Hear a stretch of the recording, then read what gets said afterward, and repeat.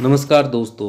आज हम उस महान आत्मा के बारे में जानेंगे जिन्होंने अपने शिक्षा से लोगों के जीवन में शांति, प्रेम और सद्बुद्धि का विकास किया। बाद के वर्षों में उनके अनुयायी ने उनकी शिक्षा को धर्म का रूप दिया और भारत में बौद्ध धर्म के नाम से जाना जाने वाला धर्म का उद्भव हुआ। जी हाँ, आप सही समझ रहे हैं, उस महान आत्मा का नाम गौतम बुद्ध था।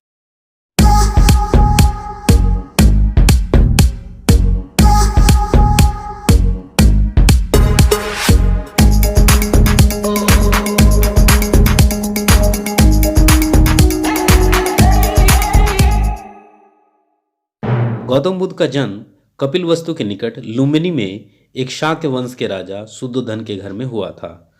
उनकी मां का नाम महामाया था, जिनका इनके जन्म के 7 दिन बाद निधन हुआ।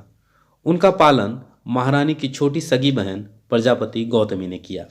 वैसे तो इनका बचपन का नाम सिद्धार्थ था, परंतु पालन पोषण प्रजापति गौतमी से होने के कारण इनको गौतम नाम से भी जाना जाने लगा। गौतम बुद्ध के जन्म समारोह में एक साधु दृष्टा आसित ने घोषणा की, बच्चा या तो एक महान राजा या एक महान पवित्र पथ प्रदर्शक बनेगा। इनका विवाह यशोधरा से हुई थी और उनसे उनका एक पुत्र राहुल भी हुआ था। विवाह के बाद उनका मन वैराग्य में चला गया और सम्यक सुख शांति के लिए उन्होंने अपने परिवार का त्याग कर दिया।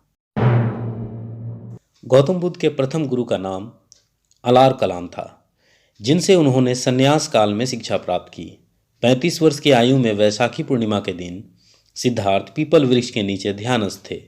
बुद्ध ने बोधगया में निरंजना नदी के तट पर कठोर तपस्या की तथा सुजाता नामक लड़की के हाथों खीर खाकर उपवास तोड़ा। समीपवर्ती गांव की एक स्त्री सुजाता को पुत्र हुआ। वह बेटे के लिए एक पीपल वृक्ष से मन्नत पूरी करने के लिए सोने के थाल में गाय के दूध की खीर भरकर पहुंची।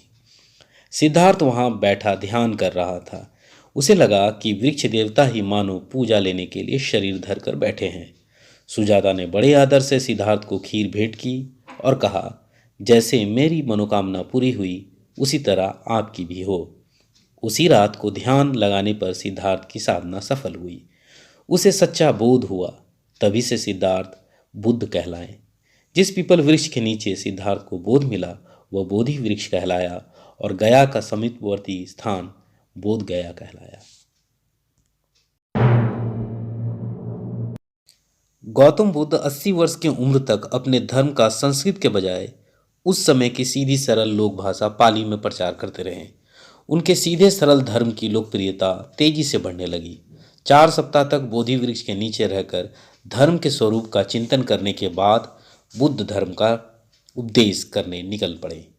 आषाढ़ की पूर्णिमा को वे काशी के पास मृगदांव, जो वर्तमान में सारनाथ है, वहां पहुंचे। वहीं पर उन्होंने सर्वप्रथम धर्मोपदेश दिया और प्रथम 5 मित्रों को अपना अनुयायी बनाया और फिर उन्हें धर्म प्रचार करने के लिए भेज दिया। महाप्रजापति गौतमी, जो बुद्ध की विमाता थी, को सर्वप्रथम बौद्ध संघ में प्रवेश मिला।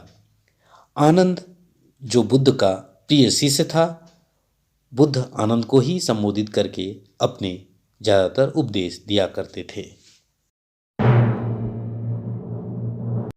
गौतम बुद्ध का पहला धर्मोपदेश जो उन्होंने अपने साथ के कुछ साधुओं को दिया था, इन 4 आर्य सत्यों के बारे में था। बुद्ध ने 4 आर्य सत्य बताए थे। पहला, दुख।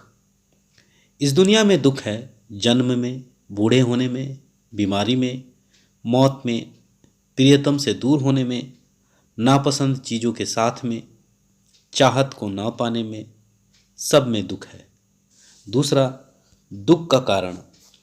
तृष्णा या चाहत दुख का कारण है और फिर से सशरीर करके संसार को जारी रखती है। तीसरा, दुख निरोध। दुख निरोध के 8 साधन बताए गए हैं, जिन्हें अष्टांगिक मार्ग कहा गया है। तृष्णा से मुक्ति पाई जा सकती है। दुख निरोधक का मार्ग, तृष्णा से मुक्ति अष्टांगिक मार्ग के अनुसार जीने से पाई जा सकती है। अष्टांगिक मार्ग बौद्ध धर्म के अनुसार चौथे आर्य सत्य का आर्य अष्टांग मार्ग है दुख निरोध पाने का रास्ता। गौतम बुद्ध कहते थे कि चार आर्य सत्य की सत्यता का निश्चय करने के लिए इस मार्ग का अनुसरण करना चाहिए। पहला, सम्यक दृष्टि। वस्तुओं के यथार्थ स्वरूप को जानना ही सम्यक दृष्टि है।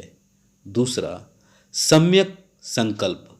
आसक्ति, द्वेष तथा हिंसा से मुक्त विचार रखना ही सम्यक संकल्प है। तीसरा, सम्यक वाक। सदा सत्य तथा मृदु वाणी का प्रयोग करना ही सम्यक वाक है। चौथा, सम्यक कर्मार्थ। इसका आशय अच्छे कर्मों में संलग्न होने तथा बुरे कर्मों के परित्याग से है। पांचवा, सम्यक आजीव। विशुद्ध रूप से सदाचरण से जीवन यापन करना ही सम्यक आजीव है। सम्यक व्यायाम।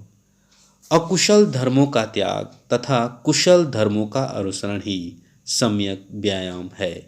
सातवां, सम्यक स्मृति। इसका आशय वस्तुओं के वास्तविक स्वरूप के संबंध में सदैव जागरूक रहना है। आठवां, सम्यक समाधि। चित्त की समुचित एकाग्रता ही सम्यक समाधि है। कुछ लोग आर्य अष्टांग मार्ग को पथ की तरह समझते हैं जिसमें आगे बढ़ने के लिए पिछले स्तर को पाना आवश्यक है और लोगों को लगता है कि इस मार्ग के स्तर सब साथ साथ पाए जाते हैं। मार्ग को 3 हिस्सों में वर्गीकृत किया जाता है। पहला, प्रज्ञा। दूसरा, शील। और तीसरा, समाधि। पंचशील की अगर बात कहें, भगवान बुद्ध ने अपने अनुयायियों को 5 शीलों का पालन करने की शिक्षा दी थी। पहला, अहिंसा। दूसरा, अस्तेय। तीसरा, अपरिग्रह। चौथा, सत्य। पांचवा, सभी नशा से विरत।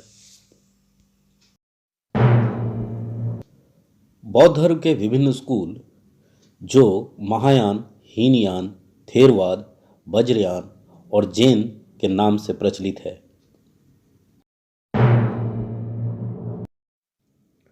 बौद्ध धर्म के ग्रंथ।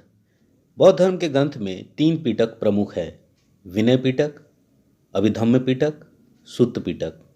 सूत पिटक के 5 निकाय हैं: दीघा निकाय, मध्यमा निकाय, संयुक्त निकाय, अंगुत्तर निकाय, खुद्दका निकाय।